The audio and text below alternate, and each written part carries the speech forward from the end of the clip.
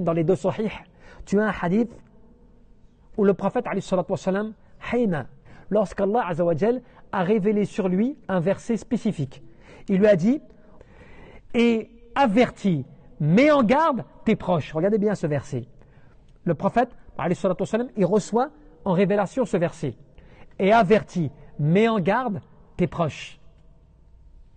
Qu'est-ce que fait le prophète?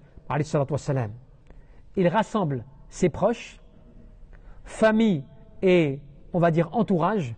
Il s'adresse à eux, il leur dit: ô peuple de Quraysh, certes, vouez vos personnes à Allah.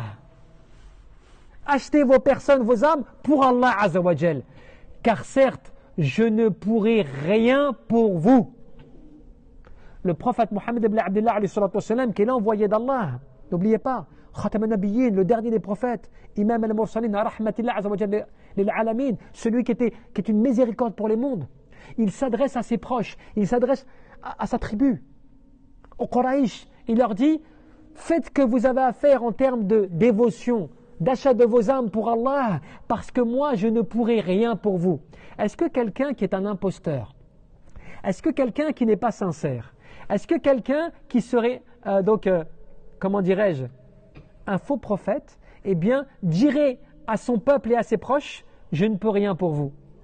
Au contraire, les gens quand ils ont du pouvoir, les gens quand ils veulent la notoriété, les gens quand ils veulent que les gens les écoutent, qu'est-ce qu'ils font? Ils leur promettent mots et merveilles. Si tu restes avec moi, je te donnerai ceci. Si tu me crois, tu auras cela. Si tu restes avec moi, tu seras puissant. Et puis si tu fais partie de ceux qui me défendent, t'inquiète pas, je vais te rendre l'ascenseur. En fait, tu promets tout alors que tu n'en es même pas capable. Bien, le prophète, cela c'est parmi les signes de l'authenticité de la prophétie du prophète. C'est-à-dire que à son propre peuple, à ses propres proches, il leur dit: je ne pourrai rien pour vous. Le jour de la résurrection, c'est chacun pour soi. Moi, je ne pourrai rien pour vous. Subhanallah. Il s'adresse à ses plus proches, aux tribus d'Abd al-Muttalib dont lui il était issu.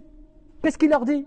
Je ne pourrai rien vis-à-vis d'Allah pour vous. Vis-à-vis d'Allah, je ne pourrai rien pour vous. Cela, en d'autres termes, le prophète, qu'est-ce qu'il est en train de dire? Il est en train de dire: faites ce que vous avez à faire. Parce que le jour de la résurrection, ne comptez pas sur moi pour venir vous secourir, pour venir faire ce que vous n'avez pas fait, pour vous défendre pour ce que vous ne vouliez pas faire. C'est à vous de le faire. Sacrifiez vos âmes pour Allah, dans le sens où dévouez-vous à Allah subhanahu wa ta'ala, parce que personne ne pourra rien pour vous, et moi-même, l'envoyé d'Allah, je ne pourrai pas faire quoi que ce soit pour mes proches.